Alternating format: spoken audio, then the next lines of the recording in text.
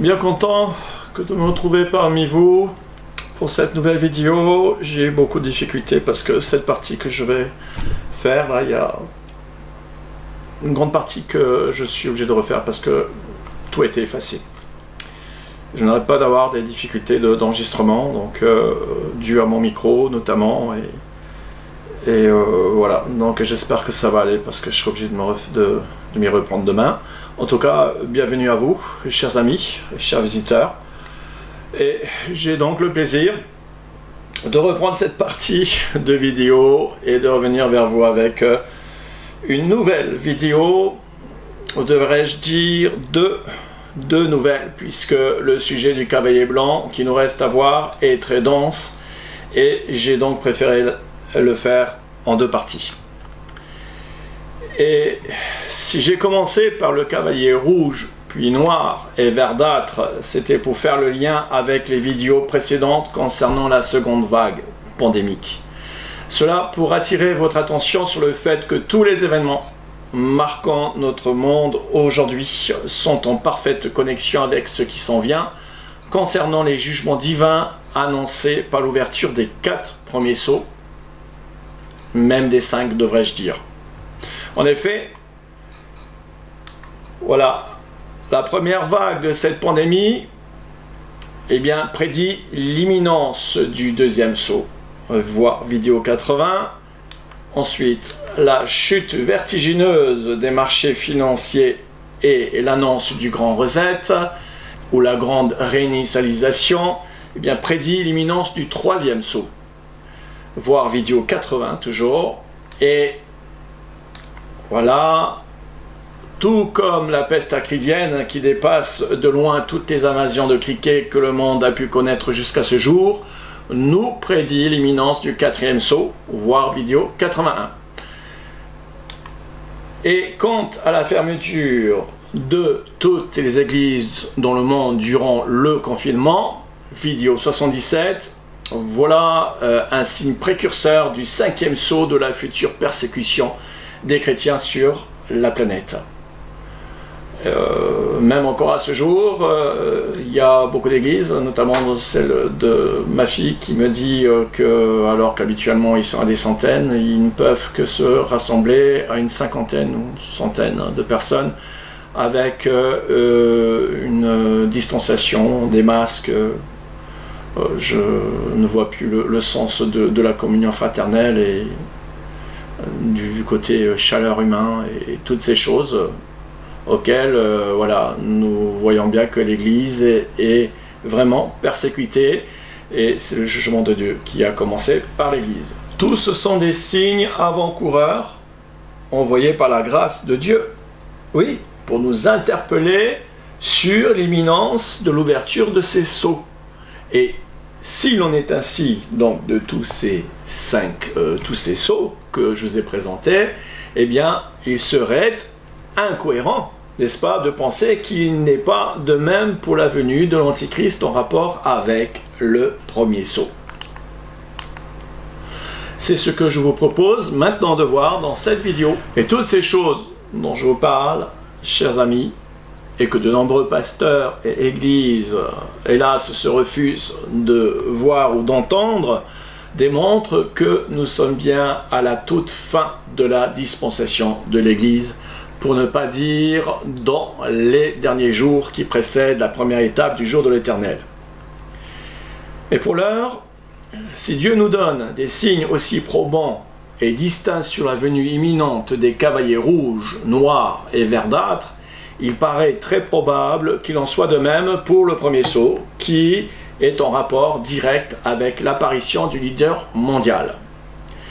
Par ailleurs, le mystère de l'iniquité, ou si vous préférez, la société secrète, prépare sa venue depuis longtemps et qui maintenant est sur le point d'arriver.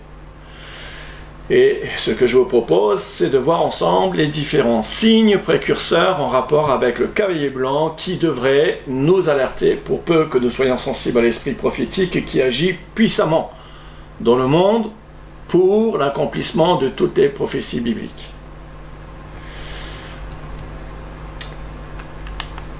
Voilà, lisons-le. Je regardais quand l'agneau ouvrit un des 7 sceaux, c'est l'agneau qui ouvre le premier sceau. Et j'entendis l'un des 4 êtres vivants et disait comme d'une voix de tonnerre, viens. Je regardai, et voici parut un cheval blanc. Celui qui le montait avait un arc, une couronne lui fut donnée, et il partit en vainqueur et pour vaincre. Le premier sceau. Alors, qui est ce cavalier blanc? Alors, les avis sont très partagés au sujet de ce cavalier. Les uns avancent l'idée qu'il s'agit de l'Antichrist, et les autres sont persuadés que c'est Jésus-Christ. Parce que, selon eux, ce cavalier est revêtu de blanc, et qu'il part à la conquête avec l'Évangile. Il nous importe d'avoir une bonne interprétation scripturaire, et c'est malheureusement ce qui fait défaut à beaucoup de chrétiens qui ne peuvent de ce fait entrevoir les signes avant-coureurs et comprendre la chronologie des événements prophétiques dans leur contexte prophétique. Voici les 7 arguments bibliques qui indiquent, je dirais même les 8, j'en ai rajouté un 8e, qui indiquent que le cavalier blanc ne peut être le Messie Jésus-Christ et qu'il s'agit donc bien au contraire du faux Christ qui s'avère être le leader mondial que l'on appelle communément l'Antichrist. Tout d'abord, premièrement, les terribles événements mondiaux causés par les 3 autres cavaliers qui font suite au cavalier blanc prouvent le contexte de la fin des temps, la période apocalyptique. Si les cavaliers rouges, noirs et verdâtres sont des jugements au même titre que tous les autres sceaux et trompettes, il paraît donc évident qu'il en est de même pour le premier sceau, celui du cavalier blanc.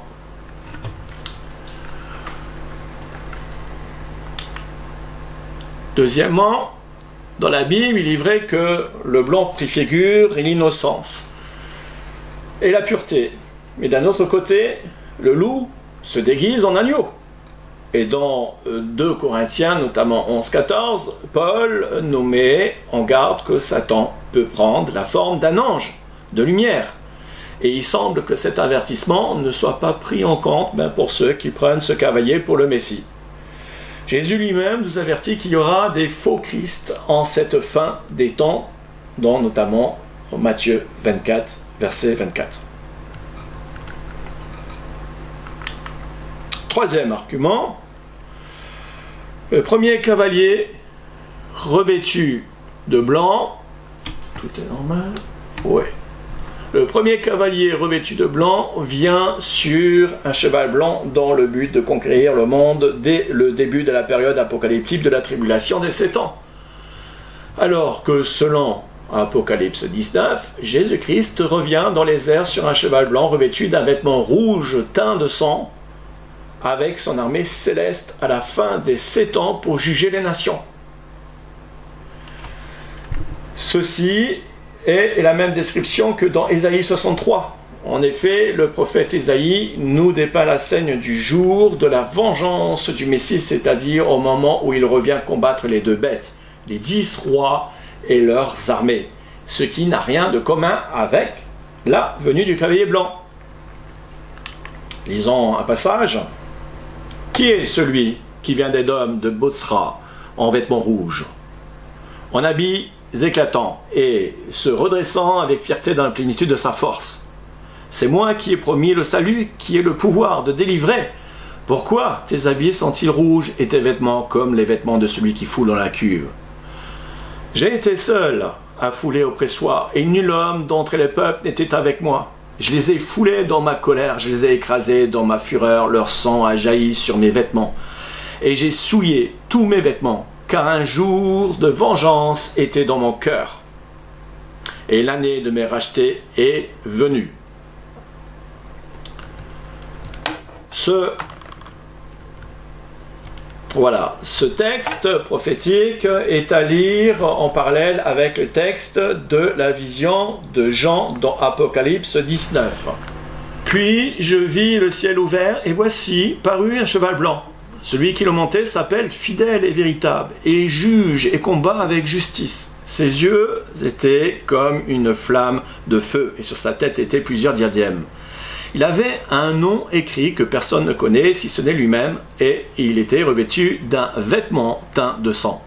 Son nom est la parole de Dieu. Les armées qui sont dans le ciel le suivaient sur des chevaux blancs, revêtus d'un fin lin blanc pur. De sa couleur sortait une épée aiguë pour frapper les nations. Il les paraîtra avec une verge de fer, et il foulera la cuve du vin de l'ardente colère du Dieu Tout-Puissant. Il avait sur son vêtement et sur sa cuisse un nom écrit « Roi des rois et Seigneur des seigneurs ». Il n'y a aucune ambiguïté sur le fait qu'ici, il nous est décrit la venue de Jésus-Christ dans les airs à la fin des temps, à la fin de la dernière semaine de Daniel, pour venir conquérir donc les deux bêtes et leurs armées. Et nous voyons bien qu'il est donc revêtu d'un vêtement rouge et non blanc. Alors, quatrième argument, si le cavalier blanc représentait Christ au moment de sa première venue en proclamant l'évangile, comme le prétendent certains, comment expliquer alors le fait qu'il se soit dépouillé lui-même en prenant une forme de serviteur et ayant paru comme un simple homme en devenant semblable aux hommes s'humiliant jusqu'à la mort? Autrement dit, sa première venue n'est pas celle d'un conquérant, mais d'un humble serviteur, contrairement à son retour qui est prophétisé comme un grand triomphe à venir, tel que nous avons pu le lire dans le chapitre 19 à l'instant du chapitre de l'Apocalypse. Alors, cinquième argument, ce cavalier reçoit une couronne pour régner sur les peuples un court instant, 7 ans, alors que Christ est le roi des rois et a déjà son diadème lors de son retour. Apocalypse 19, 12. L'investiture du roi des rois est relatée dans Daniel 7, versets 13 à 14, et dans Apocalypse 5, avant l'ouverture des sceaux. Alors que le cavalier blanc reçoit sa couronne après son apparition par cette expression « une couronne lui fut donnée ». La couronne du cavalier blanc dont il est question est très significative car elle représente le règne de cette période de 7 ans par l'Antichrist. Sa position en tant que leader mondial. Le royaume de la bête sera administré par un nouveau système de gouvernement mondial dans lequel l'Antichrist s'imposera en tant que roi. Surtout, nous précise Apocalypse 13, dans la dernière période de la tribulation pour les 1260 derniers jours. La question que l'on peut se poser est: est-ce que cette couronne est purement symbolique pour décrire sa position de leader mondial, ou sera-t-elle également accompagnée par une cérémonie d'intronisation royale? Nous verrons au fur et à mesure son profil. Sixième argument, le cavalier part en conquérant. Christ est déjà vainqueur. Il reviendra en roi de gloire pour écraser les deux bêtes, détruire leur royaume et juger les nations. Septième argument, ce cavalier a un arc pour envoyer des traits enflammés contre ses victimes. On peut lire pareil dans ce qu'il fait dans Éphésiens 6, 16. Alors que Christ a comme arme son épée, Apocalypse 19, 15. Comme celui des chrétiens d'ailleurs dans Éphésiens 6, 17. Voilà, j'ai rajouté donc ce 8e argument, qui était le bienvenu, de la part d'un ami frère en Christ, qui m'a donné cet argument très très pertinent, qu'il avait entendu d'un pasteur anglais, qui confirme que ce cavalier blanc est forcément l'Antichrist, car la raison évidente est que Jésus lui-même ouvre les sceaux dans la scène très émouvante au ciel relatée en Apocalypse 5. Ce qui par conséquent prouve qu'il ne peut pas être le premier cavalier, puisque c'est lui-même donc qui les ouvre. Et d'ailleurs, avant que le premier saut commence, c'est, on le voit, l'agneau qui ouvre le premier saut. Pour mieux comprendre le rôle du cavalier blanc, il nous faut saisir quel est le lien de l'Antichrist avec ses différentes manifestations. La Bible nous révèle qu'il y a plusieurs étapes dans la manifestation de l'Antichrist, qui, selon les détails des textes prophétiques et ses différents noms d'emprunts, nous aident à définir les différents contextes et donc la chronologie des événements liés à sa fonction. À savoir, premièrement, voilà, la première manifestation de l'Antichrist est prophétisée dans 2 Thessaloniciens 2, versets 2 à 3. Et dans également 1 Jean 4, 3. Avant le jour de Christ, l'enlèvement de l'Église. C'est-à-dire, en fait, depuis sa naissance dans ce monde. Nous allons relire ce texte important pour comprendre la différence. Pour ce qui concerne l'avènement de notre Seigneur Jésus-Christ et notre réunion avec lui, nous vous prions, frères, de ne pas vous laisser facilement ébranler dans votre bon sens et de ne pas vous laisser troubler, soit par quelques inspirations, soit par quelques paroles ou par quelques lettres qu'on dirait venir de nous, comme si le jour de Christ était imminent. Que personne ne vous séduise d'aucune manière, car il faut que l'apostasie soit arrivée auparavant et qu'on ait vu paraître l'homme du péché, le fils de la perdition. Voilà, ça c'est la première manifestation de l'Antichrist. Alors je vous demande un peu pardon parce que j'ai vraiment du mal à me concentrer. Ça fait maintenant, depuis 14h, il est 17h30 que je travaille là-dessus, intensément. Et je peux vous dire qu'avec la chaleur et avec la fatigue, j'ai beaucoup de mal à me concentrer, donc je fais de mon mieux. Et voilà, vous prie de m'en excuser. Et je ne peux pas refaire parce que j'ai plein de travail. Il faut que j'arrive à finir cette vidéo. Et le Seigneur m'aide. Alors, 4e verset, l'adversaire s'élèvera au-dessus de tout ce qu'on appelle Dieu ou de ce qu'on adore, jusqu'à s'asseoir dans le temple de Dieu. Ça, c'est la 4e manifestation antichrist dans l'ordre chronologique. En fait, ce texte formidable de Paul nous donne les trois manifestations sur 4 de l'antichrist. Sa première manifestation est clairement spécifiée comme ayant lieu avant le jour de Christo, et non de Kurios. Dans les versets à codex majoritaire, c'est-à-dire le jour de Christ, qui correspond à l'enlèvement de l'Église, le jour de Christos, qui correspond donc à l'enlèvement de l'Église. Or, pour qu'il n'y ait pas d'ambiguïté, Paul précisera plus loin que cet homme impie se manifestera publiquement après que l'obstacle représenté par l'Église soit enlevé. Ce qui implique que la première manifestation avant le jour de Christ, l'enlèvement, au verset 2 et 3 que nous avons lu, soit forcément en rapport avec sa venue dans le monde, c'est-à-dire au moment de sa naissance, pour son temps de préparation en vue de s'initier et d'incarner son rôle de leader mondial. Alors que sa manifestation publique, elle, se fera juste après le jour de Christos. Donc après le jour de Christ, après l'enlèvement, après le départ de l'Église. Nous allons justement parler de la seconde manifestation de l'Antichrist, qui est prévue sur le plan international, quelques jours après le jour de Christ, qui est l'enlèvement de l'Église, selon 2 Thessaloniciens 2, versets 5 à 8. Quand celui qui le retient aura enlevé l'obstacle à l'apparition de l'homme impie. Lisons-le, et c'est très important. Et maintenant, vous savez ce qui le retient, afin qu'il, donc l'homme impie, ne paraisse consentant. Car le mystère de l'iniquité agit déjà. Lisons-le parce que c'est très important. Et maintenant, vous savez ce qui le retient, afin que l'homme impie ne paraisse consentant. Car le mystère de l'iniquité agit déjà, il faut seulement que celui qui le retient encore ait disparu. Et alors paraîtra l'impie, donc sa deuxième manifestation, que le Seigneur Jésus détruira par le souffle de sa bouche, et qu'il l'anéantira par l'éclat de son avènement. Donc à la fin de la dernière semaine de Daniel, l'apparition maintenant de cet impie, nous précise encore Paul, se fera par la puissance de Satan avec toutes sortes de miracles, de signes, de prodiges mensongers. Ça, on le relira un peu plus loin.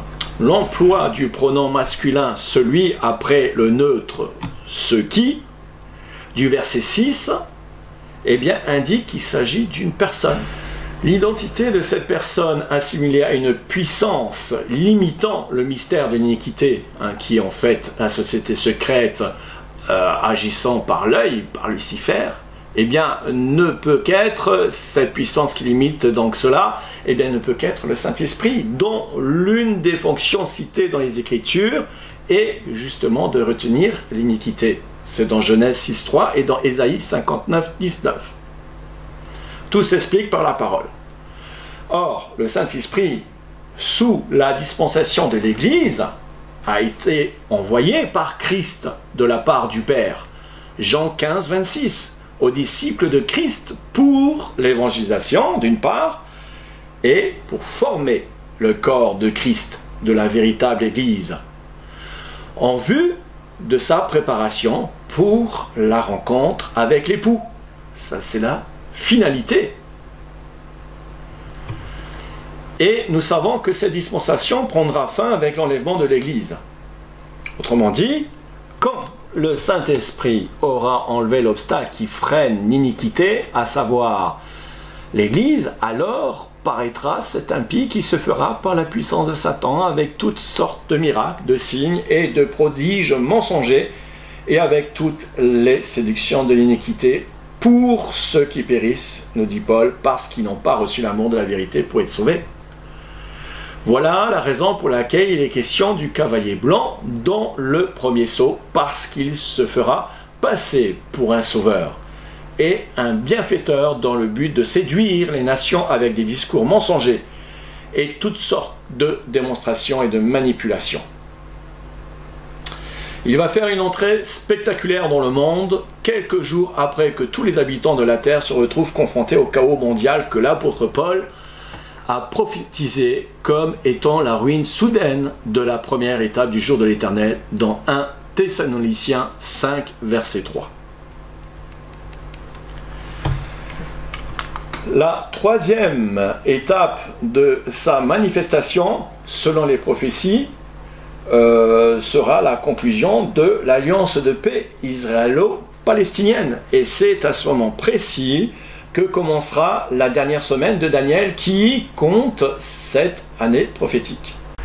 La quatrième étape de sa manifestation nous est révélée dans Apocalypse 13, au milieu de la tribulation, lorsqu'après avoir guéri de sa blessure mortelle, il se manifestera par la puissance du dragon.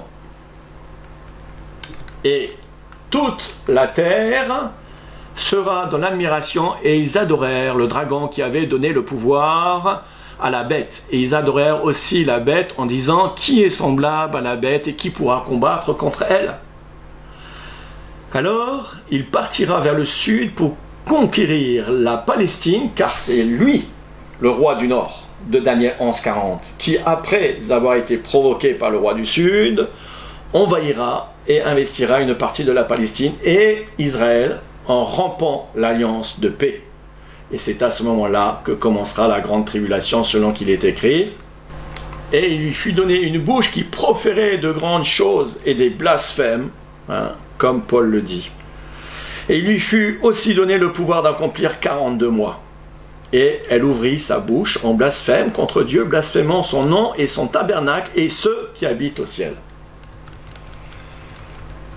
Ce passage d'Apocalypse 13, 5 marque le milieu de la tribulation pour une durée de 3 ans et demi, car il est à mettre en parallèle avec la prophétie de Daniel 9, 27 et les affirmations de Paul dans 2 Thessaloniciens 2, verset 4, car c'est au milieu de la tribulation qu'il commettra cette abomination prophétisée par Daniel, confirmée par Jésus et expliquée par Paul, disant que ce blasphème et cette abomination consistera, bien sûr, à s'élever au-dessus de tous pour se proclamer lui-même Dieu.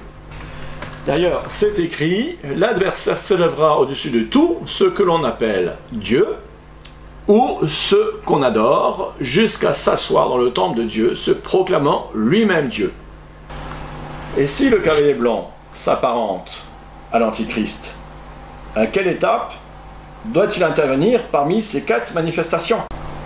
Alors, ces 4 étapes des différentes manifestations de l'Antéchrist exposées dans leur contexte nous permettent de reconstituer la chronologie des événements. Voici quelles devraient en principe être les étapes. Le cavalier blanc intervient avant les trois autres cavaliers puisque les sceaux sont ouverts les uns après les autres. Sachant aussi que lorsque le leader mondial fera son apparition publique pour essayer de résoudre le chaos mondial causé par la ruine soudaine. Autrement dit, quelques jours après l'enlèvement de l'Église qui est la première étape du jour de l'Éternel. Et c'est donc seulement après avoir apporté des solutions concrètes au chaos mondial, en instaurant un nouveau système mondial, qu'il s'imposera pour régler le problème du Moyen-Orient par une alliance de paix pour une durée de 7 ans, nous dit les Écritures. En effet, comment pourrait-il conclure une alliance de paix au Moyen-Orient alors que le monde est encore plongé dans le chaos suite à la disparition instantanée et inexpliquée de nombreuses personnes sur la planète entière? Alors c'est la raison pour laquelle sa deuxième apparition correspond à sa manifestation publique sur la scène internationale quelques jours après l'enlèvement, dans le but de résoudre le chaos d'abord, en annonçant la mise en place d'une nouvelle gouvernance mondiale. Celle-ci se fera par l'investissement de la puissance de Satan pour séduire les foules. Elle sera suivie de la troisième manifestation de l'Antichrist au Moyen-Orient pour conclure l'alliance de paix israélo-palestinienne accomplissant la prophétie de Daniel 9, 27. C'est seulement quelque temps donc après la signature de l'alliance de paix que les trois autres cavaliers feront leur apparition, manifestement dans le courant de l'hiver de cette année, avec notamment l'ouverture du second sceau qui s'apparentera à la seconde vague de la pandémie tel un tsunami. Ce n'est pas un scénario imaginaire, inventé de toutes pièces, mais reconstitué à partir des événements en cours qui viennent confirmer et accélérer l'accomplissement des Écritures sur le plan prophétique. Je considère que c'est un repère extraordinaire là, qui nous est donné gracieusement par Dieu, comme pour Noé, nous permettant de savoir quand les choses vont se déclencher. De plus, cela coïncide avec l'ensemble de tous les signes qui vont dans le même sens. En considérant tous ces éléments, il y a deux possibilités pour la manifestation du cavalier blanc dans cette chronologie, à savoir, premièrement, le cavalier blanc se manifeste quelque temps donc après la signature de l'alliance de paix. Dans ce cas, reste à définir son rôle dans ce premier jugement sur l'humanité. Deuxième scénario, qui à mon sens me paraît le plus plausible parce que le plus cohérent, à savoir que le cavalier blanc, étant l'Antichrist, rentrera en action au même moment que l'alliance de paix sera conclue pour commencer la 70e semaine prophétisée par Daniel 9, 27. Autrement dit, et c'est ce que je crois, la dernière semaine de Daniel, prophétisée en Daniel 9, 27, commencera en même temps que l'ouverture du premier sceau, au moment de la signature de l'alliance de paix israélo-palestinienne. Car sa séduction est clairement définie par sa tromperie en prônant une paix utopique par une alliance de 7 ans, qu'il rompra lui-même, comme précisé dans Daniel 9, 27, à la moitié de ces 7 ans. Alors, quelle est la signification du blanc pour ce cavalier? Puisque nous avons vu que pour chaque cavalier, il y a une couleur bien spécifique qui a une signification propre à son action, propre à ce qu'il est. Donc, on va voir ce qui est pour du cavalier blanc. Mais pour tenter de faire la part des choses pour identifier l'Antichrist, nous devons dresser un portrait de l'Antichrist selon les critères bibliques, et non à partir des spéculations et raisonnements de toutes sortes, comme on entend souvent. Et contrairement à l'idée largement répandue dans les divers milieux chrétiens, cet impie, premièrement, ne se fera pas passer pour Jésus-Christ ou le Fils de Dieu. Non, pas du tout. L'homme impie mentionné par Paul est identifié par Jean dans son épître comme l'Antichrist et non Antéchrist. comme traduit dans certaines versions, dont le préfixe signifie avant le Christ, alors qu'en grec, il est écrit Antichristos, qui se traduit par Antichrist, dont le préfixe anti veut dire contre le Christ. Et c'est très important. Cette première nuance est très importante. Vous allez comprendre. Petits enfants, c'est la dernière heure. Et comme vous avez appris qu'un antichrist, antichristos, vient, il y a maintenant plusieurs antichrists. Par là, nous connaissons que c'est la dernière heure. Jean explique qu'un antichrist doit se manifester dans les derniers temps, mais que plusieurs types d'antichrists se sont déjà manifestés. De plus, il nous définit exactement de quelle façon le reconnaître dans les versets suivants. Qui est menteur, sinon celui qui nie que Jésus est le Christ? Celui-là est l'Antichrist. Antichristos, qui nie le Père et le Fils. D'une part, il est menteur, puisqu'il vient du Père des mensonges, l'Antichrist. Et comme il nie que Jésus est le Christ, il nie le Père et le Fils, et par conséquent, comment pourrait-il se substituer à Jésus-Christ, alors qu'il nie que Jésus est le Christ? Comprenez-vous? Et c'est justement cela qui ne l'empêchera pas de se faire passer pour le Messie des Juifs. Il sera accepté parce que les Juifs, eux, nient aussi que Jésus est le Christ. Et donc, le Père par la même occasion. C'est la raison pour laquelle il va se présenter aux Juifs, puisque les Juifs sont d'accord avec lui. Ils ne croient pas que le Christ, Jésus, est le Messie, puisque lui-même, il va venir en son propre nom. En effet, Jésus, en s'adressant aux Juifs, disait dans Jean 5, 45, je l'ai mis, oui, je suis venu au nom de mon Père, et vous ne me recevez pas. Et si un autre vient en son propre nom, vous le recevrez. Et il est donc bien question d'un faux Christ, qui veut dire faux Messie, se substituant donc au vrai. Il viendra en son propre nom pour être reçu par les Juifs de la dernière génération, sans se faire pour autant passer pour Jésus-Christ. Chose que les Juifs de toute façon n'accepteraient pas. Du moins pas avant d'avoir passé par la détresse de Jacob. De plus, il y a deux passages prophétiques en lien avec les faux Christ dans Matthieu 24 que Jésus mentionne dans des contextes différents. Et ça, c'est très intéressant, je vous demande de bien suivre. Voilà. La première mise en garde dans Matthieu 24, en est. La première mise en garde contre les faux Christ fait, de la part de Jésus, fait allusion au contexte du temps qui précède la tribulation. Nous allons bien le lire. Jésus leur répondit, « Prenez garde que personne ne vous séduise, car plusieurs viendront sous mon nom, sous le nom de Christ donc, disant, c'est moi qui suis le Christ. » Donc c'est déjà contraire à ce que ça ne peut pas être ce que Jean a dit avant. Et ils séduiront beaucoup de gens. Vous entendrez parler de guerre, de bruit de guerre, gardez-vous d'être troublés, car il faut que ces choses arrivent. Mais ce ne sera pas encore la fin. Une nation s'élèvera contre une nation et un royaume contre un royaume. Il y aura en divers lieux des famines et des tremblements de terre. Tout cela ne sera que le commencement des douleurs.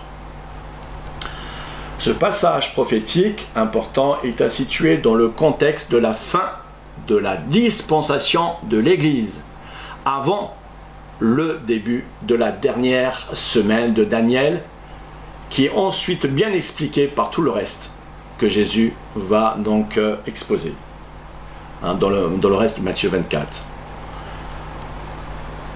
En effet, l'expression « ce ne sera pas encore la fin », quand Jésus dit ça, se rapporte au contexte des guerres et bruits de guerre auxquels nous assistons depuis la Première Guerre mondiale jusqu'à nos jours. Ce sont des signes précurseurs qui doivent précéder la dernière semaine de Daniel, et ce d'une manière exponentielle, autant dans les fréquences que l'intensité des événements, comme les douleurs de l'enfantement, dont Paul fait justement aussi mention. Et pour nous repérer dans la chronologie, Jésus parle d'abord de guerre en faisant certainement allusion aux 2 premières guerres mondiales et ensuite de bruit de guerre comme menace de la 3e guerre mondiale. Ces événements sont à mettre en parallèle avec la fréquence exponentielle des tremblements de terre et de l'ampleur de la famine dans le monde qui croît toujours plus à mesure que nous approchons de la fin et qu'il compare au spasme de l'enfantement. Ceci est aussi confirmé par Paul dans 1 Thessaloniciens 5, verset 3. C'est pourquoi Jésus nous met en garde contre les faux Christ qui se substitueront à sa personne pour séduire les gens dans cette dispensation dans laquelle nous sommes, et tout particulièrement à la fin, et non à l'Antichrist qui viendra en son propre nom. Il va faire allusion plus loin dans cet autre contexte, à savoir dans le deuxième contexte qui sera le contexte de la tribulation. Car alors, la détresse sera si grande qu'il n'y a point eu de pareil depuis le commencement du monde jusqu'à présent. C'est toujours dans le même chapitre, mais plus loin. Cette fois-ci, nous sommes dans la tribulation, vous allez comprendre. Et si ces jours n'étaient abrégés, personne ne serait sauvé. Mais à cause des élus, ces jours seront abrégés. Si quelqu'un vous dit alors, le Messie est ici, ou il est là, ne le croyez pas. Car il s'élèvera de faux Christ et de faux prophètes. Ils feront de grands prodiges et des miracles au point de séduire, s'il était possible, même les élus. Voici, je vous l'ai annoncé d'avance, si donc on vous dit, voici il est dans le désert, n'y allez pas, voici il est dans les chambres, ne le croyez pas. Car, comme l'éclair part de l'Orient et se montre jusqu'en Occident, ainsi sera l'avènement du Fils de l'homme. En quelque lieu que ce soit le cadavre, là s'assembleront les aigles. Le contexte a totalement, radicalement changé, comme précisé dans les versets 21 à 23, qui font suite à l'abomination commise dans le temple par l'Antichrist. Et dans les versets 24 à 26, Jésus nous met en garde cette fois-ci contre les faux Christ et les faux prophètes au pluriel, dans un contexte de tribulation, non plus comme ceux qui viennent seulement en son nom, mais tous les faux messies, à savoir ceux qui se substituent en son nom, mais aussi ceux qui viennent en tant que faux Machia des Juifs. La différence est notoire entre les faux Christ qui se manifesteront en fin de dispensation de l'Église et ceux au sein de la tribulation. C'est très significatif. Les premiers cherchent à séduire par le mensonge en disant « je suis le Christ », alors que dans le deuxième cas, ils font des prodiges et des miracles au point de duper les élus s'il était possible. On parle ici des élus qui seront de la tribulation, et non pas les élus d'avant la tribulation qui partiront avec l'Église. Dit autrement, aujourd'hui, ces faux Christ, ils font croire par des paroles flatteuses, et demain, en pleine tribulation, ils feront croire par de grands miracles, tels que sera le cas de la bête et du faux prophète. De toute façon, plus on va avancer vers la fin, plus les choses vont s'intensifier. C'est très important à comprendre ça. Aujourd'hui, nous sommes dans une grande séduction, et je peux vous dire que c'est rien à côté de ce qui va encore arriver dans la tribulation. Et les apparitions de ces pseudo-messies sont mises en contraste avec le moment de son retour sur terre que Jésus nous décrit au verset 27 d'une façon telle que tous les survivants remarqueront sa venue dans le ciel. C'est pourquoi tous ceux qui vont dire il est là-bas ou il est ici, non, il viendra dans le ciel d'une façon que de l'Occident jusqu'à l'Orient. On va le voir. Alors évidemment, pour ceux qui ont un minimum de connaissances eschatologiques, il n'y a pas à se tromper, car son retour sur terre ne se fera pas avant la fin de la dernière semaine de Daniel, soit au bout des 7 ans prophétiques qui doit débuter avec cette fameuse alliance de paix entre Israël et les Palestiniens. J'ai eu souvent l'occasion d'en parler dans mes vidéos et j'en aurai encore l'occasion, si Dieu le veut, très prochainement. Alors tous ces versets et ceux que nous allons encore voir prouvent qu'un antichrist doit faire son apparition dans ce monde en tant que leader mondial ou, si vous préférez, en tant que chef politique pour gouverner le nouvel ordre mondial et qui deviendra le faux messie des Juifs. Ainsi en sera-t-il du cavalier du premier sceau revêtu de blanc tel un séducteur dans le but de manipuler les habitants du monde et qui s'avérera être à la fois un antichrist dans le sens d'être contre Jésus-Christ et un faux messie pour séduire les nations et les Juifs. D'ailleurs, l'une des premières choses qu'il fera lors de son apparition sera de fermer tous les lieux de culte et les églises, en dehors des églises qui prônent bien sûr la religion mondiale en reconnaissant le nouvel ordre mondial. Ceux-là ne risqueront rien, du moins dans un premier temps. Toute personne n'adhérant pas au nouvel ordre sera considérée comme complotiste et ennemi de ce système. Et donc persécuté jusqu'à mort, comme c'est écrit. Alors, de quelle façon les Juifs accepteront-ils ce faux messie? C'est intéressant, il y a plusieurs détails dans la Bible qui nous aident à comprendre de quelle façon cet homme impie va s'y prendre pour séduire les Juifs jusqu'à se faire accepter pour leur Machia. Premièrement, ils ont un voile sur leur cœur quand ils lisent la Torah, dit Paul, dans 2 Corinthiens 3,15. C'est la conséquence, bien sûr, de leur rejet du vrai Messie, Jésus-Christ. D'autant plus qu'ils n'ont pas de complément des prophéties du Nouveau Testament pour comprendre la chronologie de la fin des temps et ce qui va s'y passer. Alors, deuxièmement, le faux Machia fera des grands miracles et de grands prodiges. Matthieu 24, 24 et 2 Thessaloniciens 2, verset 9. Et dans les Écritures, le Dieu d'Israël est un Dieu de miracles. Or, Paul explique qu'ils ont tendance à se laisser convaincre par les apparences. Les Juifs demandent les miracles, nous dit dans 1 Corinthiens 1, 22. Voir aussi dans Jean 2, 23, dans Jean 6, verset 2. Donc, troisièmement, sachant que le Messie doit être d'origine juive, né de la postérité de David, nous dit 2 Samuel 7, 17, eh bien, donc de la tribu de Juda, il ne sera pas difficile au faux Messie de les tromper sur cet aspect-là. Il s'y est préparé depuis de longue date. Et nous le verrons dans la prochaine vidéo qui va parler de l'identité et de l'origine généalogique de cet homme. Cet imposteur est en réalité issu de la tribu de Dan, qui se prétendra faussement être de la descendance de David de la tribu de Juda. Donc, quatrième point, dans la Bible, il est question de prophétie concernant un temple dans lequel le dévastateur, qui est l'Antichrist, commettra une abomination au milieu de la tribulation des 7 ans prophétiques. Cette abomination, explique Paul dans 2 Thessaloniciens 2, verset 4, et aussi dans Matthieu 24 et Apocalypse 13, consistera pour l'Antichrist de s'asseoir dans le temple à Jérusalem en se proclamant être Dieu. Or, cela implique que ce temple devra être reconstruit, et déjà en fonction avant cette abomination, qui, elle, doit avoir lieu à la moitié de la dernière semaine de Daniel.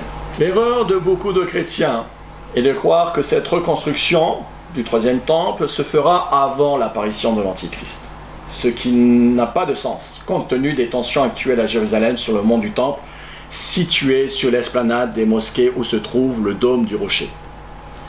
Il y a beaucoup de vidéos qui induisent en erreur les croyants, laissant croire que le dôme du rocher a été construit sur l'emplacement du sanctuaire du premier temple de Salomon. Or, c'est la partie du parvis du temple de Salomon sur lequel repose actuellement le dôme du rocher, et non l'autel, selon qu'il est écrit dans Apocalypse 11:12 que je vous ai mis. J'ai reçu un roseau, une sorte de baguette d'arpenteur avec cet ordre: debout, prends les mesures du temple de Dieu et de l'autel. Compte ceux qui s'y prosternent dans l'adoration, mais laisse de côté le parvis extérieur du temple. Ne le mesure donc pas, car il a été abandonné aux nations païennes. Elles piétineront la ville sainte pendant 42 mois.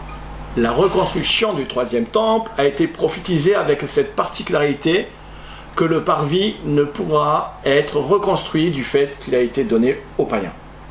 Ce qui sous-entend qu'un bâtiment est déjà en place et il ne peut s'agir que du dôme de rocher de la religion islamique considérée comme ennemi d'Israël et donc à juste titre comme des païens. L'emplacement du troisième temple, quant à lui, se fera donc juste à côté de l'endroit où a été édifié le dôme du rocher, comme expliqué dans ma vidéo 29, dont j'ai repris cette image. Voilà le dôme du rocher. Le temple devrait se situer ici pour sa reconstruction, face à la porte d'or où Jésus doit revenir par là. La porte de l'Orient, porte d'or. Voilà, ça c'est la mosquée d'Al-Aqsa. Ici, voilà, et le dôme du rocher. Et donc il n'y aura que cette partie-là centrale qui sera reconstruite.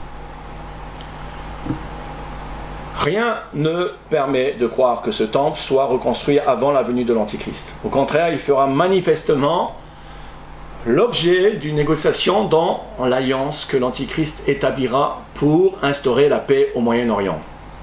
Et du fait que tout soit prêt pour sa reconstruction et que l'on en entend de plus en plus parler, eh ben, n'est-ce pas là encore un des signes précurseurs qui devrait alerter les chrétiens du monde entier sur l'imminence de la venue de l'Antichrist? Bien naïfs ou insensés ceux qui ne tiennent pas compte des signes divins qui annoncent l'imminence des événements prophétiques. Sachant que l'Antichrist doit s'asseoir dans ce temple au milieu des 7 ans de la tribulation de la dernière semaine de Daniel pour commettre l'abomination, ce qui laisse présager qu'il sera reconstruit durant la première période de la tribulation des 42 mois, et non avant. En effet, la situation à Jérusalem concernant le mont du Temple est bloquée depuis 1967, car l'esplanade des mosquées est au cœur du conflit israélo-palestinien, en raison du fait que les musulmans craignent que les juifs ne détruisent leurs mosquées, au pluriel, pour reconstruire leur temple. Et c'est la raison pour laquelle tous les plans de paix ont échoué, et donc la preuve que la question de Jérusalem et de la reconstruction du troisième temple seront au centre des futures négociations pour cette alliance de paix de Daniel 9:27. Ce qui m'amène à la 5e raison pour que les Juifs accepteront ce faux Messie. Voilà. 5e, ce faux Messie s'apparente donc au cavalier blanc parce qu'il réussira par la séduction là où tous les prédécesseurs ont échoué. Il solutionnera tous ces problèmes du Moyen-Orient par ce traité de paix de Daniel 9:27. Il promettra la paix, la sécurité et la prospérité non seulement au Moyen-Orient, mais au reste du monde par son programme de paix et de mondialisation. Israël se mettra à croire à la réalisation de la promesse de Dieu envers la maison de David, alors qu'il s'agira ni plus ni moins de l'alliance de paix de 7 ans de la prophétie de Daniel. Dans Daniel 9:27, il est question donc de la 70e semaine de Daniel, appelée la dernière semaine de Daniel, à l'issue de laquelle le retour glorieux de Christ aura lieu. Cette dernière semaine durera 7 ans prophétiques. Elle doit commencer par la signature d'une alliance de paix entre Israël et les Palestiniens qui, comme je l'ai expliqué souvent, sera la 3e étape de la manifestation de l'Antichrist dans le monde. Voir donc la chronologie un peu plus haut, ce qu'on avait vu. Alors que dans Daniel 9, 25 et 26, c'est-à-dire le verset 25 et 26, il est question de loin, du Messie, donc du prince, du Messie, en rapport avec Jésus-Christ de sa première venue, pour les 62 semaines, et sa seconde venue pour les 7 semaines en rapport avec l'enlèvement de l'Église. Ce sont là les 3 phases de l'accomplissement de la prophétie des 70 semaines de Daniel, une prophétie, une des plus importantes de toute la Bible. J'en ai souvent parlé dans mes vidéos et il est prévu que j'en reparle très prochainement, vers fin août, si Dieu le veut. Là où je veux en venir, c'est que la dernière semaine de Daniel de 9-27 débutera par cette alliance pour une semaine prophétique correspondant à 7 ans. Le pronom « il » ici fait référence au verset 26 comme étant le chef d'un peuple qui vient, qui peut se traduire comme un Najíd en hébreu, qui signifie prince ou chef. Et cette expression, un prince avec l'autorité d'un chef qui viendra, laisse sous-entendre qu'il sera reconnu par le reste du monde comme chef politique et leader mondial. Et ceci parce qu'il sera déjà intervenu préalablement pour résoudre les affaires du monde, causées par le chaos mondial. Du moins, partiellement. Il va arranger les choses. Voilà pourquoi il vient maintenant pour résoudre ici la crise du Moyen-Orient avec cette fameuse alliance de paix.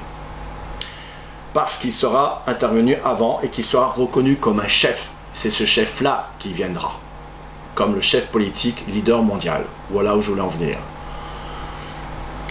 Les Israéliens se laisseront prendre au piège de la séduction et du charisme de cet homme, notamment quand il débloquera la situation inextricable concernant la reconstruction du troisième temple, tout en concluant un acte de paix là où les autres avaient échoué.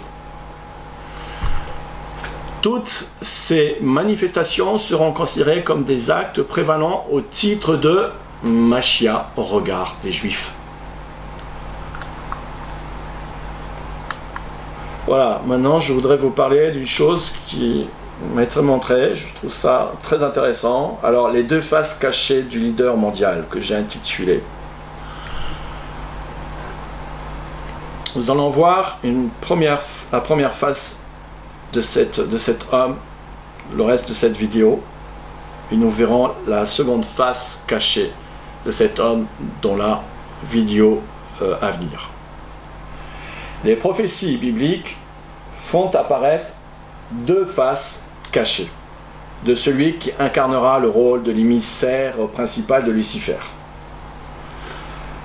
En effet, dans la première partie de la tribulation, cet imposteur se manifestera en grand séducteur des nations en tant que cavalier blanc, leader mondial pour instaurer la mondialisation, et en tant que faux messie d'Israël pour faire croire à une paix universelle.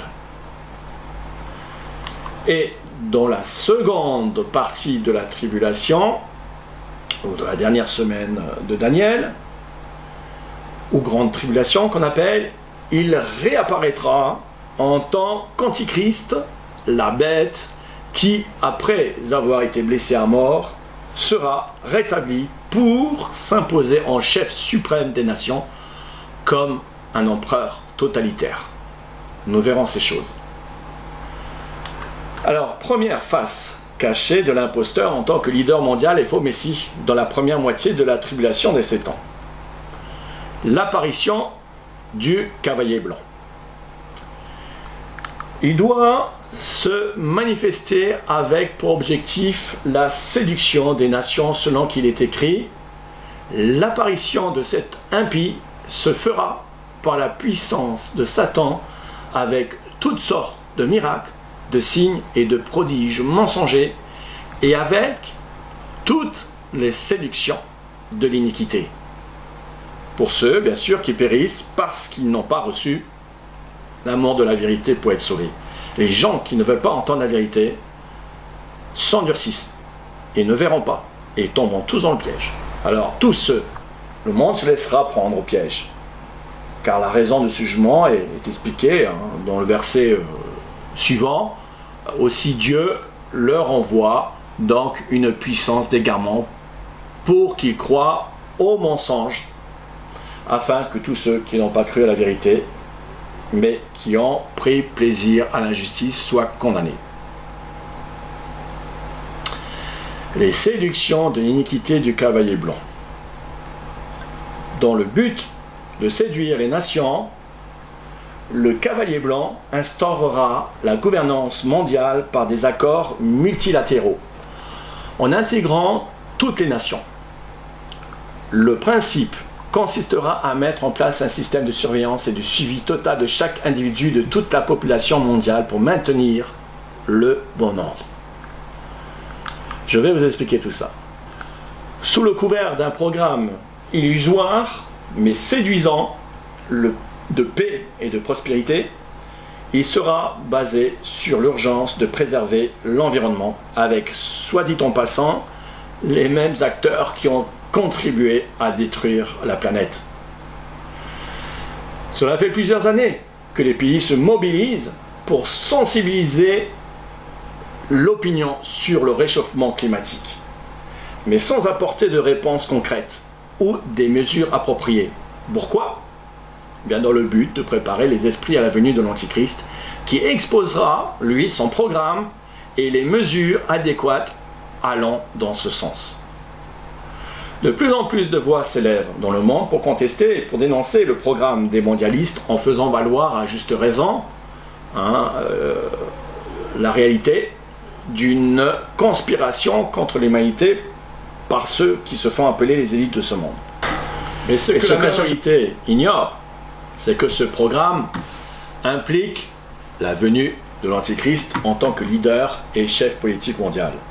Il est en fait la pièce principale de ce nouveau système mondial, tel que prophétisé dans la Bible. Sa venue profitera premièrement à ceux qui auront préparé et facilité son accession au trône de chef politique, c'est-à-dire la société secrète des Illuminati et de tous les supra-riches de la pyramide, voilà. Et dans un second temps, de récompenser évidemment tous les adhérents à cette mondialisation en éliminant toute forme d'opposition. Or, pour instaurer un tel système mondial, en faisant adhérer un maximum de personnes à leur cause, ils vont se concentrer sur deux axes principaux. D'une part, un programme de paix et de prospérité sur la base de l'écologie et de la protection de l'environnement, toute la sensibilisation justement de ces dernières années sur le réchauffement climatique. L'autre ligne directrice consistera à promouvoir la bonne image de ce concept mondialiste sous le règne de l'Antichrist et par conséquent d'éviter tout débordement et contestation des masses populaires. D'où l'indispensable contrôle des moindres faits et gestes de chaque individu de la planète. De quelle manière parviendront-ils à leur fin? D'abord, il faut comprendre leur mentalité qui consiste à prétendre qu'il y a trop de gens dans le monde et que par conséquent, la surpopulation pour eux est la première cause de la faim. En fait, ce mythe de la surpopulation tente de camoufler une réalité tragique. L'humanité ne manque de rien, mais les distributions ne sont pas équitables. Porter la cause sur l'humain et sa faculté de reproduction profite ainsi aux logiques élitistes en détournant le problème de fond, la distribution des richesses et l'accès aux ressources. Il importe donc d'aborder la question de la distribution des richesses et donc inévitablement des inégalités pour comprendre pourquoi on en est arrivé où nous en sommes et la façon dont les choses vont finir. Les inégalités dans ce monde se résument à ceci. 1% de la population mondiale possède plus que les 99% restants. L'an dernier, c'était une projection. Cette fois, c'est une réalité, parce que selon un rapport publié par l'ONG Oxfam, le patrimoine cumulé des 1% les plus riches du monde dépasse désormais celui des 99% restants. Je lis, le rapport intitulé « Une économie au service des 1% » est accablant. Oxfam note que depuis 2010, le patrimoine de la moitié la plus pauvre de la population mondiale s'est réduit de 1000 milliards de dollars, soit une baisse de 41%. À l'inverse, les super riches, dont les fortunes ont augmenté de 44%, soit quelques 500 milliards de dollars. Or, vous l'avez bien compris, ceux que l'on appelle les 1% sont les élites supra-riches qui gouvernent ce monde, ayant établi des lois dans le but de protéger leurs capitaux et investissements. Ils influencent le système à coups de milliards par la pratique de la manipulation des politiques, par la concurrence effrénée entre pays, par des chantages de toutes sortes, comme la pression des endettements publics et des agences de notation, pesant et manipulant les politiciens et les grands patrons, en les menaçant parfois de mort, eux ou leurs membres, un des membres de leur famille, etc. Or, leur frénésie à ces gens-là, du désir de s'enrichir toujours plus, ainsi que l'obsession de se protéger davantage, les oblige à prendre les devants pour contrer les réactions et les risques de soulèvement de la population, ainsi que d'un effondrement du système financier qui est à l'agonie.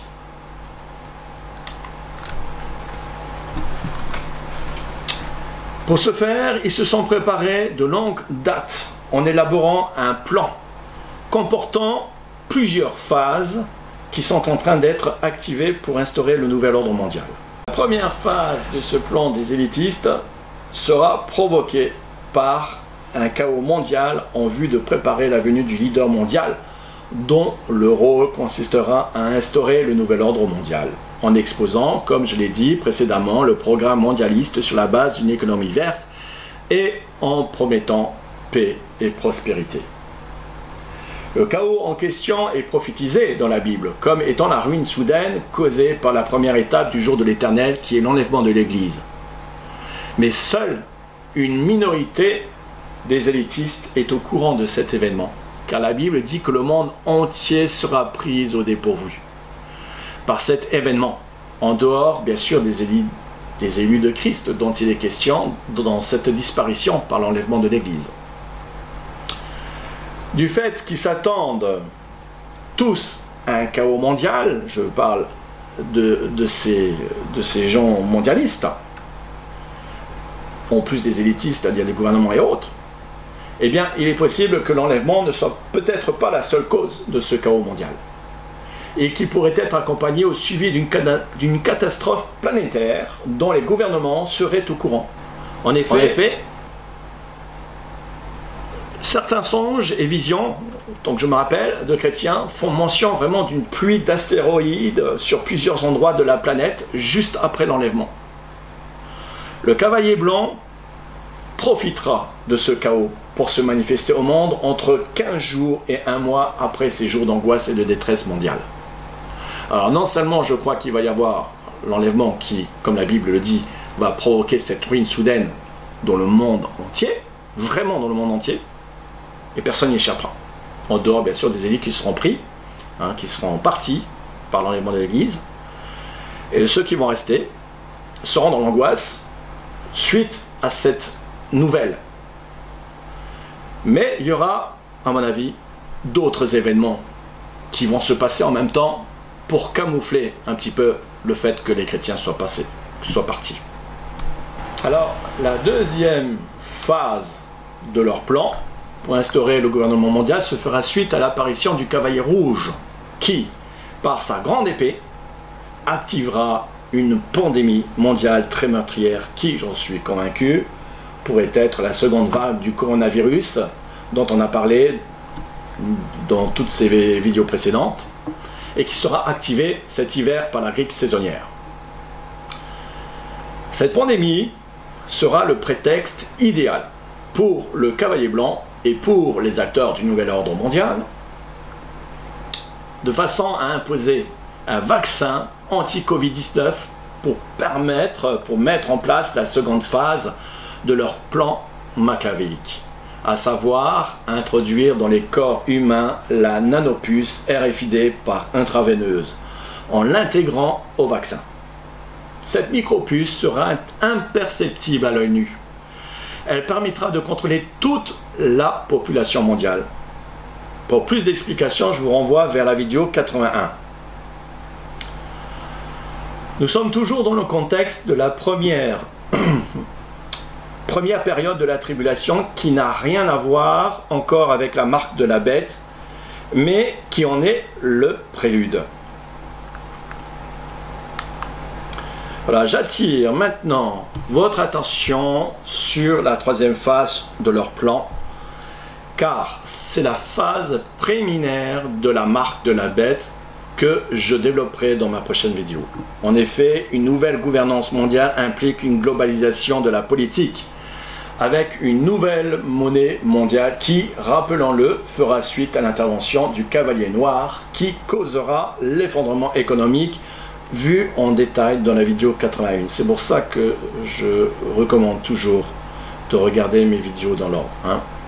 D'où les discours, rappelez-vous, du FMI en appelant au grand reset, c'est-à-dire à une remise à zéro de tout le système actuel. Le 3 juin 2020, au Forum économique mondial, Kristalina Georgieva, l'actuelle directrice du FMI, a donné une conférence intitulée The Great Reset, Grande Réinitialisation. Dans son discours, elle fait référence à la conférence de Bretton Woods, qui avait fixé les règles monétaires des décennies suivantes, et déclare que cette épidémie est une opportunité pour changer le monde.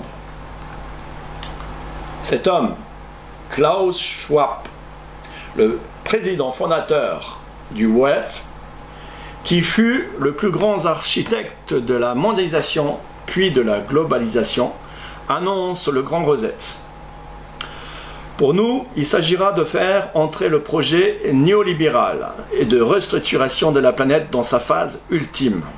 Écoutez bien, de fait, l'effondrement monétaire de l'ancien monde laissera la place à un nouveau, 100% digitalisé.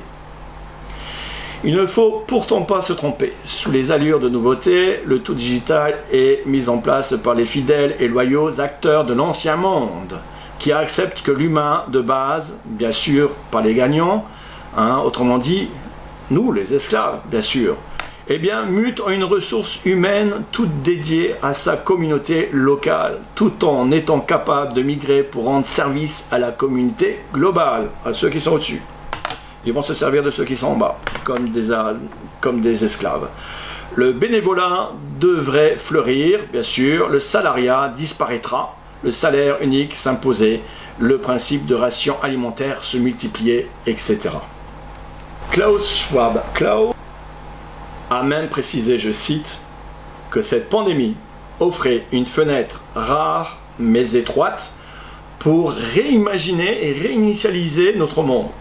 Étroite signifie que le temps de cette opportunité est compté et qu'il faut y aller sans tergiverser. Ils sont prêts là. Ils sont prêts, tout est prêt là. Ils veulent foncer maintenant, car tout est en place, la technologie, tout.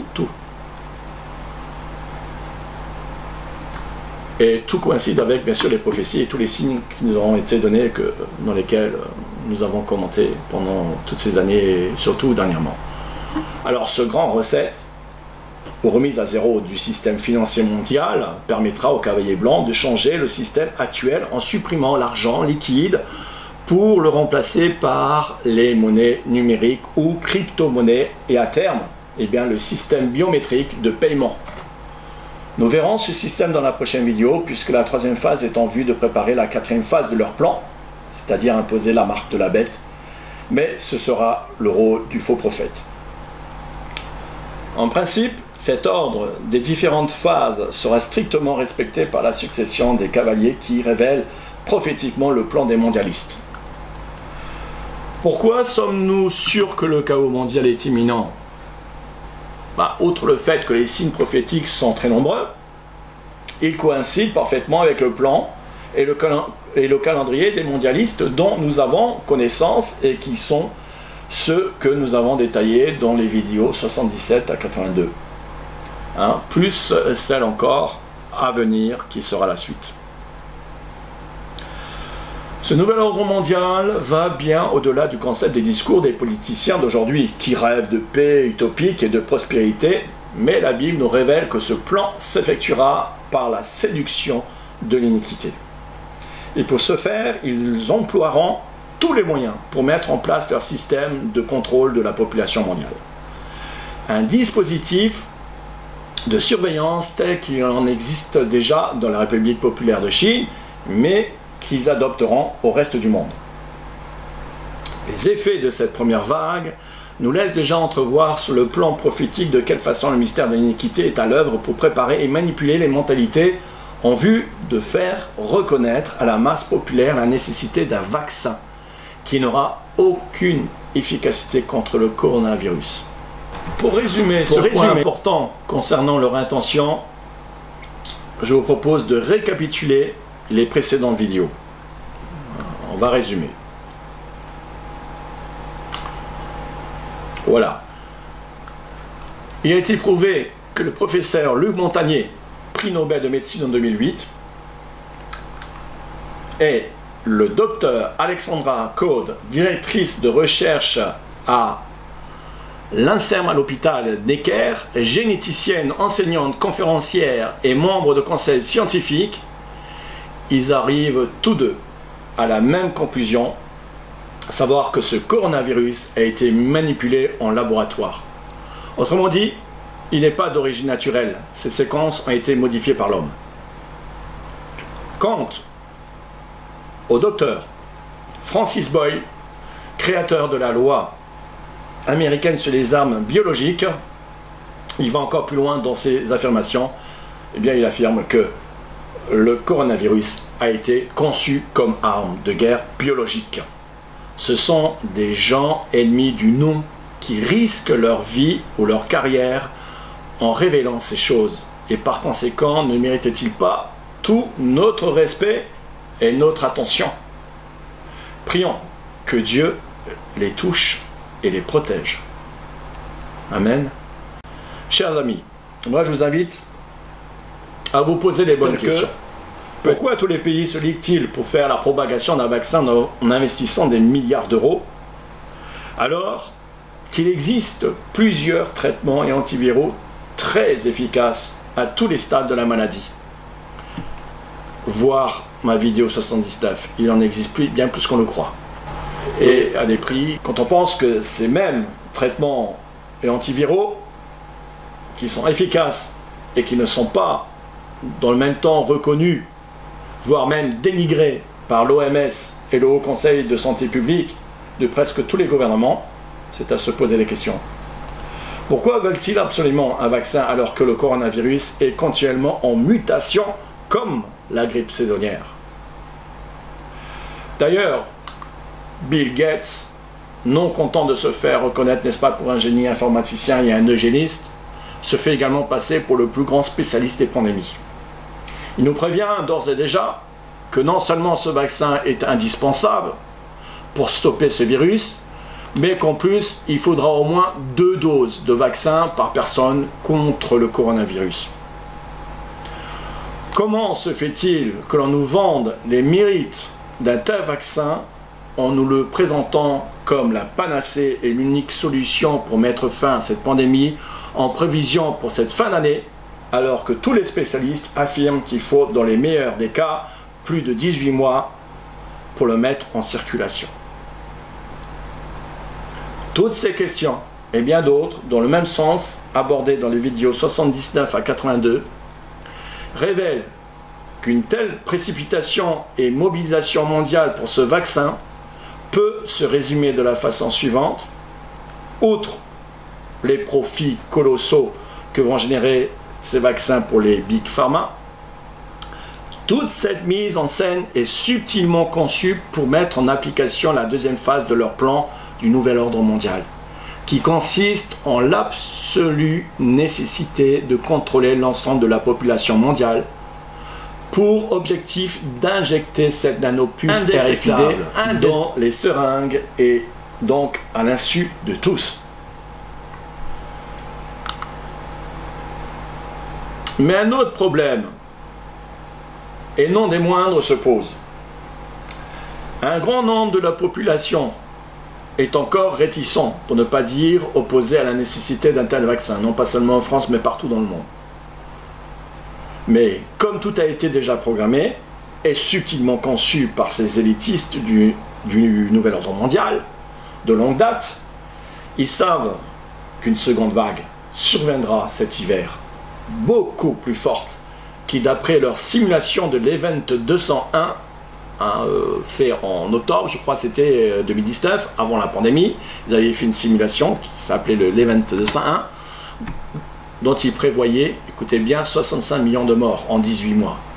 Autant dire que si c'est le cas, qu'il y a plusieurs millions de morts, eh bien, que la population sera bien plus disposée pour recevoir ce terrible vaccin qui servira de moyen au nouvel ordre mondial pour insérer la nanopuce d'identification pour le contrôle de l'ensemble de la population. Et tout ça à leur insu. Si vous n'y croyez pas, bah, sachez que les prophéties de la Bible vont dans ce sens, d'où toutes ces vidéos que bien, je vous invite ou réinvite de reprendre, de commencer par la 79 et de considérer toutes ces choses qui ont été dites à ce sujet. En parlant de ce vaccin, sachez que non seulement il ne s'avérera pas être efficace contre ce virus, mais que premièrement, eh bien, il aura pour effet de modifier définitivement le code génétique de la personne avec de graves conséquences possibles sur la santé. Il y a plusieurs médecins qui l'ont souligné et qui lancent des alertes dans ce sens. Deuxièmement, il contiendra des adjuvants et des nanoparticules avec des effets secondaires importants sur le cerveau et certains organes. Voir ma vidéo 79 à ce sujet. Et troisièmement, eh bien, et c'est là où je veux attirer votre attention, car ce vaccin contiendra des nanopuces RFID dans les seringues, dans le but de contrôler la population en identifiant chaque individu par les détecteurs RFID. Et cela est tout à fait concevable avec l'installation, n'est-ce pas, de la 5G qui se répand de plus en plus. Dans ma vidéo 79, je vous ai présenté la fameuse micropuce créée par Hitachi en 2008. À peine perceptible à l'œil nu, pourront passer donc par les aiguilles des seringues. Mais ce que j'ignorais, c'est qu'en 2015, IBM a sorti le nanochip. C'est une sœur qui m'a envoyé ce document sur lequel il est tombé et j'ai fait les yeux. Alors qu'est-ce qu'un nanochip? C'est une nanopuce. Le mot nano indique qu'elle est 1000 fois plus petite que la micropuce. Nano signifie 1 milliardième, tandis que micro signifie 1 millionième. Alors que les micropuces ont généralement la taille d'un grain de riz et sont mesurées en millimètres, jusqu'à 0,4 mm, comme celle d'Hitachi, que je vous ai montré, un micropuce Hitachi de 2008, qui était déjà une prouesse à cette époque. Ben, en 2015, eh bien, IBM a annoncé qu'il avait développé des nanopuces fonctionnelles ne mesurant que 7 nanomètres, 7 milliardièmes de 1 mètre, soit 21 000 fois plus petite que celle d'Hitachi. C'est fou. En comparaison, un brin d'ADN humain mesure environ 2,5 nanomètres. Et le diamètre d'un seul globule rouge est environ 7500 nanomètres. Ces nanopuces donc sont alimentées par aussi leur environnement. Elles n'ont pas besoin de piles et ont une durée de vie de 100 ans. Elles sont déployées en premier sur les produits afin d'avoir une connaissance totale du comportement des consommateurs en temps réel, mais elles sont également conçues pour être utilisées dans le corps des gens dans le but de justement les identifier et de les géolocaliser. Ces nanopuces dont il est question sont à distinguer des nanoparticules qui ont été trouvées dans 28 vaccins, n'est-ce pas, sur les 44 testés par les professeurs Gatti et Montanari, dont je vous ai parlé dans une de mes vidéos, hein, je ne sais plus laquelle, des vaccins qui sont administrés donc en France et en Italie, et dont la plupart sont obligatoires.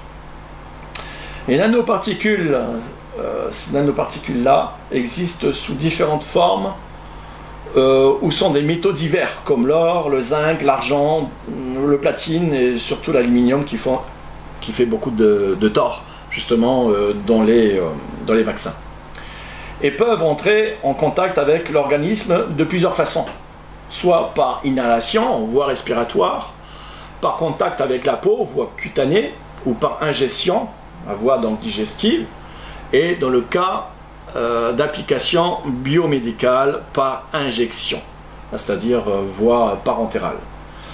Il présente des risques pour la santé de l'homme, notamment ceux expliqués dans la vidéo 79, ceux qui, par intraveineuse, se retrouvent dans le sang et atteignent les organes comme justement le cerveau. À la différence des nanoparticules, les nanopuces ont un processeur miniaturisé qui fonctionne par radiofréquence, par leur propre source d'énergie dans l'environnement, d'où leur nom de nanopuce RFID passive, qui, dans le cas présent, lorsqu'elle est administrée par intraveineuse, peut être identifiée, et donc la personne vaccinée peut être géolocalisée à tout moment. Et c'est leur but. Écoutez bien, je vais vous lire certaines choses. C'est également l'avis et l'inquiétude de Gwendal Legrand de la Commission nationale de l'informatique et des libertés, du CNIL donc, qui affirme que des puces à radiofréquence RFID, rendues invisibles, à force d'être miniaturisées, pourraient être implantées dans le corps humain, facilitant une surveillance démultipliée. De même, le professeur Berger, en 2010, donc, avait prédit la chose suivante. Nous sommes capables aujourd'hui d'injecter dans le sang, déjà en 2010, qui disait, hein, eh bien, nous sommes capables aujourd'hui d'injecter dans le sang des nanoparticules multifonctionnelles afin qu'elles atteignent le cerveau. Demain, nous pourrons les stimuler de l'extérieur. Au départ, c'était des nanoparticules, ensuite c'est des numéros, c'est des nanopuces, en plus des nanoparticules. Elles ont toutes deux un rôle bien distinct et qui sont, eh bien, pour les nanoparticules très nocifs pour la santé, et les nanopuces pour justement identifier les individus. Il a donc tout à fait raison, car eh bien, c'est la raison de l'apparition aussi de la 5G, qui permettra cette détection à longue distance de tous ceux qui auront pris ce vaccin contenant donc à la fois des nanoparticules et des nanopuces RFID. Ce n'est pas la fiction, c'est de la nouvelle technologie de pointe qui existe depuis quelques années et qui a déjà fait ses preuves. Elle est mise à la disposition des gouvernements manipulés par les élitistes et les gouvernements sont en train de les mettre en place.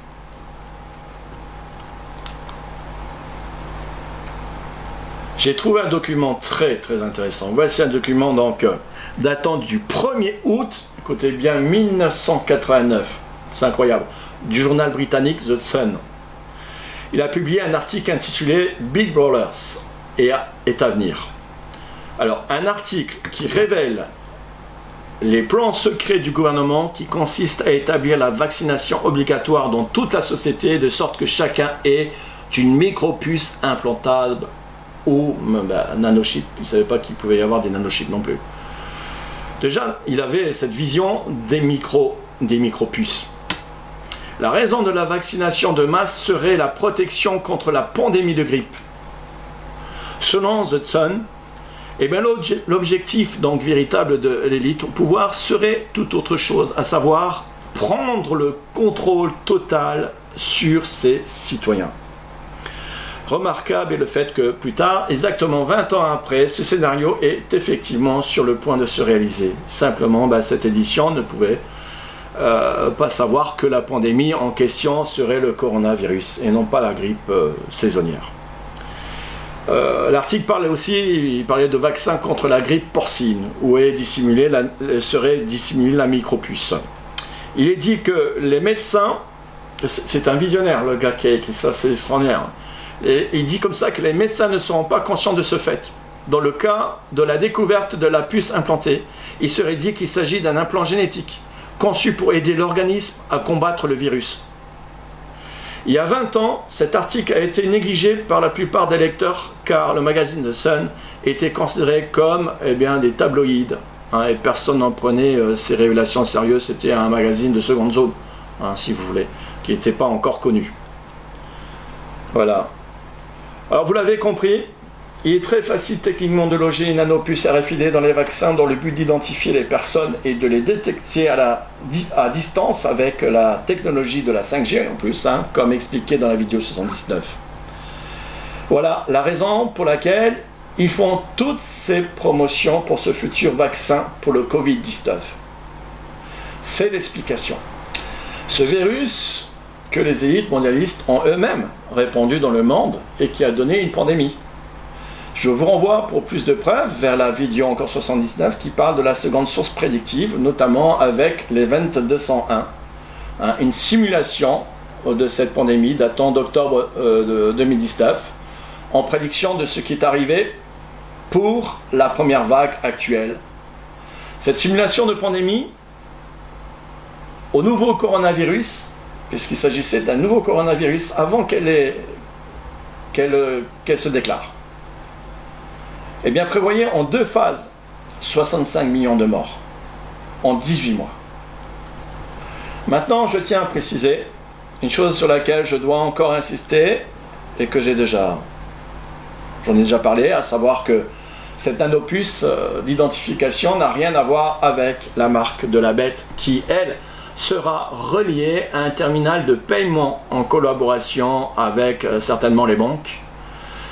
En effet, cette nanopuce d'identification dans les seringues sera mise à l'insu de la population dans le seul but de géolocaliser donc les individus pour savoir dans un premier temps s'ils sont vaccinés ou non, et par la suite ils s'en serviront pour tracer les gens.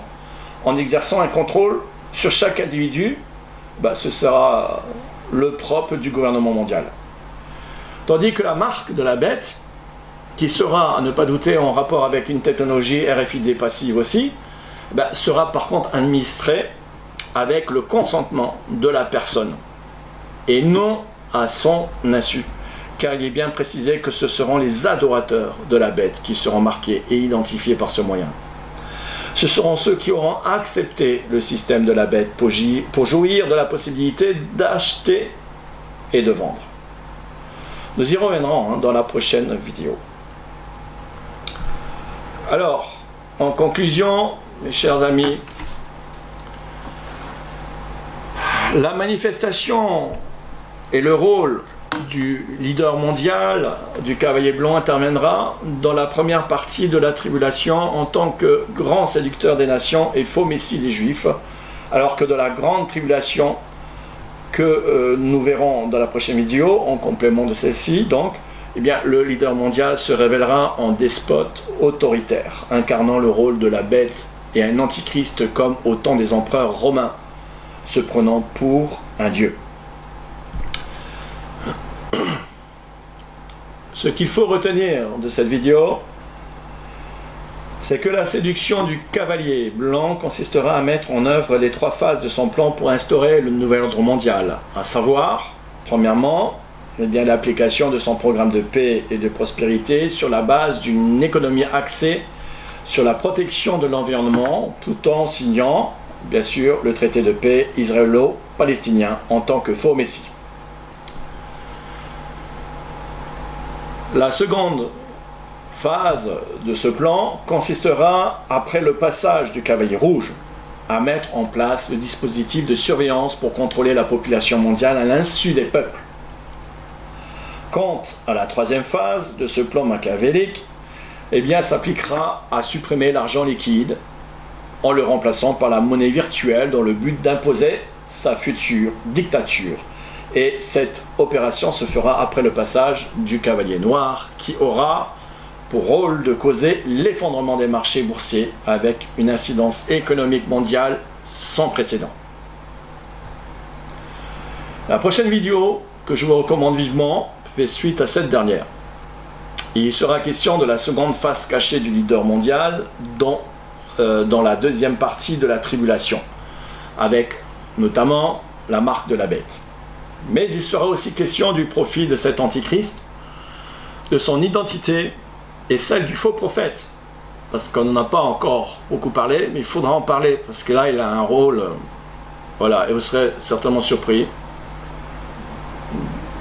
de voir qui c'est, enfin, si c'est pour celui que je crois. Également de la Babylone religieuse et politique. Hein, on parlera de la Babylone religieuse et la Babylone politique, qu'il faut bien différencier. Et de bien d'autres choses concernant l'imminence de son retour et leur implication pour le monde. Et je crains que si ces dernières vidéos ne créent pas en vous le désir d'en savoir plus, c'est soit parce que vous avez des préjugés ou soit que vous êtes profondément ancré dans une fausse doctrine de l'enlèvement qui risque de vous conduire très bientôt dans de très grandes déceptions. Des temps d'angoisse que le Seigneur aimerait vraiment éviter à chacun. Pour finir, juste deux mots. Vous savez que je suis dans le ministère donc à plein temps et que je tiens à remercier le petit groupe de chrétiens qui me soutiennent régulièrement ou ponctuellement pour certains, sans lesquels je ne pourrais assurer ce service dans les bonnes conditions compte tenu de mes différentes obligations, notamment envers ma famille. Et si je n'étais pas à plein temps comme je le suis maintenant, eh bien je ne pourrais pas faire ce type de vidéo. Parce que ça demande énormément de temps, de consécration, de recherche et de prière et tout ça. Je remercie donc le Seigneur de m'avoir mis sur mon chemin de tels frères et sœurs qui soutiennent mon ministère et des autres sentinelles, bien sûr, auxquels il faut penser aussi, de façon que l'on ne dépende d'aucune église et que l'on soit libre de dire les choses par l'esprit comme il faut les dire. Ceci, il est vrai que par rapport à l'année dernière ou l'été dernier, j'ai presque 2 fois moins de dons. Alors je sais que c'est dur pour tout le monde et que personne ne se culpabilise, non. Mais pour ceux qui veulent et peuvent contribuer, vous pouvez le faire en me contactant par mes adresses mail pour voir le mode la démarche à suivre. Une dernière chose, comme le temps est court, et pour ceux qui en sont conscients et qui veulent se rendre utiles et se demandent comment ils peuvent aussi contribuer à faire avancer les choses, voici des petites suggestions à vous qui voulez faire fructifier vos talents. Et si vous êtes convaincus de ces vidéos, n'hésitez pas à les soumettre à ceux qui sont susceptibles de les écouter et de les visionner. Les réseaux sociaux sont un bon moyen que de toucher un grand nombre de personnes. Souvent, nous recevons des messages sans trop grande d'importance. Alors faisons-le, nous, en mesurant l'urgence de la situation pour partager ces choses et alerter un maximum de personnes. Parce que moi, je ne peux pas passer du temps à distribuer ces choses tout en réfléchissant et en faisant mes vidéos. Alors c'est à chacun son rôle.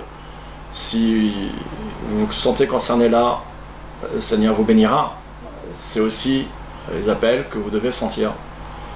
Alors faites toutes choses en usant de subtilité, de sagesse, en priant Dieu d'ouvrir les cœurs et de sensibiliser les consciences afin que tous s'humilient et trouvent en Christ le salut et la porte de sortie qui est l'enlèvement pour échapper au jour terrible du Seigneur. D'autres peuvent s'adonner à la prière et aux jeûnes, c'est aussi un ministère, pour que ces vérités se répandent et pour recevoir la protection de Dieu sur les annonceurs de vérité et lanceurs d'alerte. Car il y a de plus en plus d'attaques et de censure de la part aussi des individus ou même des États et de Facebook, Twitter, etc. Et pour vous qui êtes bilingues, trilingues ou plus, le Seigneur vous a fait un formidable don. Faites-en profiter à d'autres en vous rendant utile, en traduisant les vidéos, par exemple en anglais pour les francophones. hein, et les vidéos importantes, les commentaires qui sont susceptibles de réveiller les consciences ou d'édifier les chrétiens qui attendent le retour du Seigneur. C'est aussi un rôle. Voilà, il y a plusieurs idées comme ça. Le temps est compté, le temps est mauvais, rachetez le temps et que le Seigneur vous bénisse et vous garde. La prochaine vidéo sera, je l'espère, pour la semaine prochaine ou peut-être encore celle de la semaine d'après, en fonction de comme je peux avancer. Merci et à bientôt.